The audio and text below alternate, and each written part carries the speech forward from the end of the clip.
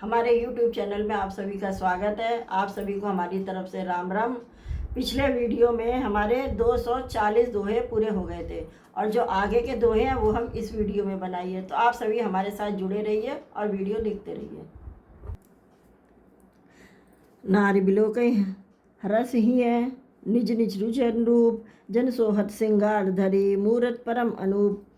मतलब कि स्त्रियां हृदय में हर्षित होकर अपनी अपनी रुचि के अनुसार उन्हें देख रही हैं, मानो श्रृंगार रस ही परम अनुपम मूर्ति धारण किए हुए सुशोभित हो रहा है। विदुषण ने प्रभु विराटमय दिशा बहुमुख कर पोग लोचन सीसा, जनक जाति अब लो कहीं कैसे सजग सगे प्रिय बोलन लागई जैसे। विद्वानों को, इसका मतलब है विद्वानों को प्रभु विराट रूप में दिखाई दिए, जिसके बहुत से मुंह, हाथ, पैर, नेत्र और सिर है। जनक जी के सजातीय कुटुंबी प्रभु को किस तरह कैसे प्रिय रूप में कैसे देख रहे हैं, जैसे सगे सज्जन संबंधी प्रिय लगते हैं। सहित विदेह बिलोकई रानी शिष्म प्रीत न जाति बखानी, जोगिन परम तत्वमय भाषा शांत शांत शुद्ध सम सहज प्रकाशा। अर्थात जनक समेत रानियां उन्हें अपने बच्चे के समान देख रही हैं। उनकी प्रीति का वर्णन नहीं किया जा सकता है। योगियों को वे शांत शुद्ध सम और स्वतः प्रकाश परम तत्व के रूप में दिखे। हरि भक्तन देखे दो भ्राता इष्ट देव इव सब सुखदाता, राम चित भाई जिय सिया सो सनेव सुख नहीं कथनिया। अर्थात हरि भक्तों ने दोनों भाइयों को सब सुख देने वाले इष्ट समान इष्ट देव के समान देखा। सीता जी जिस भाव से श्री रामचंद्र जी को देख रही हैं वह स्नेह और सुख तो कहने में ही नहीं आता है। उदन भवते न कही सकसो कवन प्रकार कहे कवि को, ए विद्राह जाहि जस भाऊ ते ही सब ते ही तस देखे कौशल राहु। अर्थात उस स्नेह और सुख का वे हृदय में अनुभव कर रही हैं, पर वे उसे कह नहीं सकती हैं। फिर कोई कवि उसे किस प्रकार कह सकता है। इस प्रकार जिसका जैसा भाव था उस कौशलाधीश श्री रामचंद्र जी को वैसा ही देख रहा था। राजत राज समाज महु कौशल राज किशोर, सुंदर श्यामल गौरतन विश्व विलोचन चोर। मतलब सुंदर सांवले और गोरे शरीर वाले तथा विश्व भर के नेत्रों को चुराने वाले कौशलाधीश के कुमार राज समाज में इस प्रकार सुशोभित हो रहे हैं। सहज मनोहर मूर दोहु कोटि काम उपालक सोहु, शरद चंद निंदक मुखनी के निरस नयन भाव तेजी के। अर्थात दोनों मूर्तियां स्वभाव से ही बिना किसी बनाव श्रृंगार के मन को हरने वाली है। करोड़ों कामदेवों की उपमा भी उनके लिए तुच्छ है। उनके सुंदर मुख शरद पूर्णिमा के चंद्रमा की भी निंदा करने वाले, उसे नीचा दिखाने वाले हैं, और कमल के समान नेत्र मन को ही भाते हैं। चितवन चारु मारु मनोहरनी भावती भावती हृदय जाति नहीं बरनी, कल कपोल श्रुति कुंडल लोला चिबुक अधर सुंदर मृद बोला। अर्थात सुंदर चितवन सारे संसार के मन को हरने वाले कामदेव के भी मन को हरने वाली है। वह हृदय को बहुत ही प्यारी लगती है, पर उसका वर्णन नहीं किया जा सकता है। सुंदर गाल है और कानों में चंचल झूमते हुए कुंडल है। ठोड़ी और अधर यानी होठ सुंदर है, कोमल वाणी है। कुमुद बंधुकर निंदक हासा भ्रकुट बिटक बिकट मनोहर नासा, भाल विशाल तिलक झलकाही कच बिलो की अवल लजाही। अर्थात हंसी चंद्रमा की किरणों का तिरस्कार करने वाली है। भौहें टेढ़ी और नासिका मनोहर है। ऊंचे चौड़े ललाट पर तिलक झलक रहे हैं, दीप्तिमान हो रहे हैं। काले घुंघराले बालों को देखकर भौरों की पंक्तियां भी लजा जाती हैं। पीत चौतनी शरण सुहाई कुसुम कली बीच बीच बनाई, रेखे रुचिर कंबु कल गीवा जनु त्रिवन सुषमा की सीवा। अर्थात पीली चौकोनी टोपियां सिरों पर सुशोभित है, जिनके बीच बीच फूलों की कलियां बनाई हुई यानी कढ़ी हुई है। शंख के समान सुंदर गोल गले में मनोहर 3 रेखाएं हैं, जो मानो तीनों लोकों की सुंदरता की सीमा को बता रही हैं। कुंजर मन कंठा कलित उरन तुलसिका माल, वृषभ कंद के हरिठवनी बलनिध बाव विशाल। मतलब हृदयों पर गज मुक्ताओं के सुंदर कंठे हैं, तुलसी की मालाएं सुशोभित हो रही हैं। उनके कंधे बैलों के कंधे की तरह ऊंचे तथा पुष्ट हैं। एड़ खड़े होने की शान सिंह की सी है, भुजाएं विशाल एवं बल की भंडार है। कटतूनी पीत पटवाते कर सरस धनुष बाम बर कांदे, पीत जग उपबीत सुहाए नक्सिक मंजु महा छपछाए। अर्थात कमर में तरकस और पीताम्बर बांधे हैं, दाहिने हाथों में बाण और बाएं सुंदर कंधाओं पर धनुष और पीले या गोपवित यानी जनेऊ सुशोभित है। नख से लेकर शिखा तक सब अंग सुंदर है, उन पर महान शोभा छाई हुई है। देखे लाग भाई सब सुखारे एक टकलोचन, चलत न तारे हर्षे जनक देख दो भाई, मुनिपद कमल गए तब जाई। अर्थात उन्हें देखकर सब लोग सुखी हुए। नेत्र एकटक यानी निमेष शून्य और तारे यानी पुतलियां भी नहीं चलते। जनक जी दोनों भाइयों को देखकर हर्षित हुए। तब उन्होंने जाकर मुनि के चरण कमल पकड़ लिए। कर बिनती निज कथा सुनाई, रंग अवन सब मुनि दिखाई। जय जय जाई कुंवर बर दोहूँ, कहते चकित चितव सबको। अर्थात विनती करके अपनी कथा सुनाई और मुनि को सारी रंगभूमि यानी यज्ञशाला दिखाई। मुनि के साथ दोनों श्रेष्ठ राजकुमार जहाँ जहाँ जाते वहाँ वहाँ सबको आश्चर्यित होकर देखने लग जाते हैं।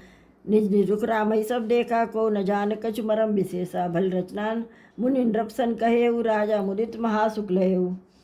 यानी सबने राम जी को अपनी अपनी ओर मुख किए हुए देखा, परंतु इसका कुछ भी विशेष रहस्य कोई नहीं जान सका। मुनि ने राजा से कहा, रंगभूमि की रचना इतनी बड़ी सुंदर है। विश्वामित्र जैसे निष्प्रिय विरक्त और ज्ञानी मुनि से रचना की प्रशंसा सुनकर राजा बड़े प्रसन्न हुए, उन्हें बड़ा सुख मिला। सब मचनते मंचू एक सुंदर विशद विशाल, मुनि समेत दो बंधु तय बैठा रे पहिपाल। यानी सब मंचों से एक मंच अधिक सुंदर, उज्ज्वल और विशाल था। स्वयं राजा ने मुनि सहित दोनों भाइयों को उस पर बैठाया।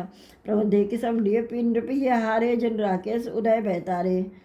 अस प्रतीत सबके मन माही, राम चाप तो रब सकनाई। मतलब प्रभु को देखकर सब राजा के हृदय में ऐसे हार गए, निराश उत्साहसीन हो गए, जैसे पूर्ण चंद्रमा के उदय होने पर तारे प्रकाशहीन हो जाते हैं। उनके तेज को देखकर सबके मन में ऐसा विश्वास हो गया कि रामचंद्र जी ही धनुष तोड़ेंगे, इसमें तनिक भी संदेह नहीं है।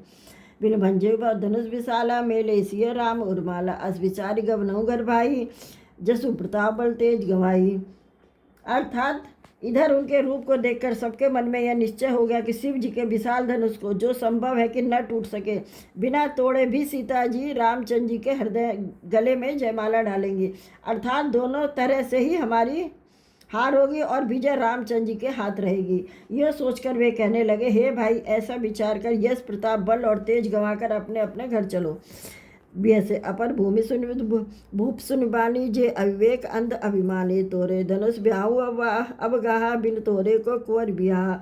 अर्थात दूसरे राजा जो अविवेक से अंधे हो रहे थे और अभिमानी थे, यह बात सुनकर बहुत हंसे।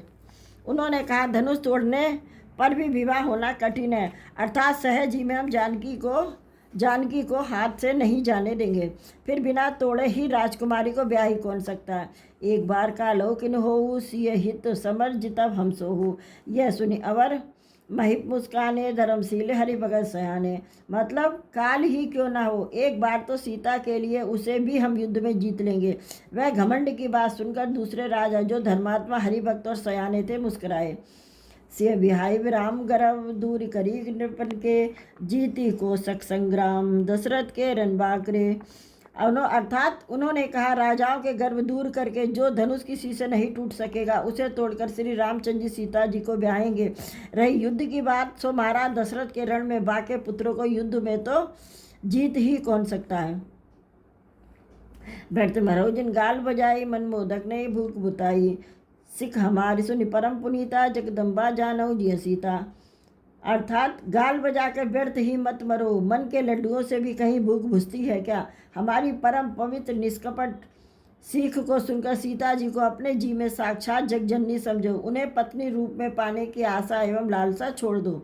जगत पिता रघुपति विचारी, भय लोचन छब लेऊ निहारी। सुंदर सुकुर सकल गुण राशि, ए दो बंधु शंभु उर्वासी। इसका मतलब है, और रघुनाथ जी को जगत का पिता यानी परमेश्वर विचार कर नेत्र भरकर उनकी छवि देख लो। ऐसा अवसर बार बार नहीं मिलेगा। सुंदर सुख देने वाले और समस्त गुणों की राशि, ये दोनों भाई शिव जी के हृदय में बसने वाले हैं। स्वयं शिव जी भी उन्हें सदा हृदय में छिपाए रखते हैं। वे तुम्हारे नेत्रों के सामने आ गए हैं। सुधा समुद्र समीप बिहाई, मृग जल निरक मरहु कतधाई। करहूँ जाई जा कहूँ जोई भावा, हम जो आज जन्म फल पावा। अर्थात समीप आए हुए भगवान दर्शन रूप अमृत के समुद्र को छोड़कर तुम जगजननी जाननी को पत्नी रूप में पाने का दुराशा रूप मिथ्या मृग जल को लेकर दौड़ कर क्यों मरते हो। फिर भाई, जिसको जो अच्छा लगे वही जाकर करो। हमने तो श्री रामचंद्र जी के दर्शन करके आज जन्म लेने का फल पा लिया है। जन्म जीवन और जन्म दोनों को सफल कर लिया है। अस कहीं भले भूपन रागे रूप अनूप बिलोकन लागे, देखे सुर नभ चढ़े विमाना, बरसे सुमन करें गलगाना। अर्थात ऐसा कहकर अच्छे राजा प्रेम मगन होकर श्री रामचंद्र जी का अनुपम रूप देखने लगे। मनुष्य की तो बात ही क्या, देवता लोग भी आकाश से विमानों पर चढ़े हुए दर्शन कर रहे हैं और सुंदर गान करते हुए फूल बरसा रहे हैं। इस वीडियो में रामचरितमानस के हमने 5 दोहे कंप्लीट किए हैं, यानी हमारे 245 दोहे हमने पूरे पढ़ लिए हैं रामचरितमानस के। तो जो इसके आगे के दोहे हैं वो हम अगले वीडियो में पढ़ेंगे। तो आपको ये समझ में आ रहा है या नहीं, हमको कमेंट करके ज़रूर बताइए, जिससे कि हम आपको और अच्छा समझा सकें। वैसे तो हम आपको हिंदी में साथ ही साथ समझाते जा रहे हैं, और साथ ही साथ हमारे चैनल को सब्सक्राइब कीजिए, कमेंट कीजिए। तो चलिए अब हम मिलेंगे अगले वीडियो में। जब तक के लिए आप सभी को हमारी तरफ से जय श्री राम।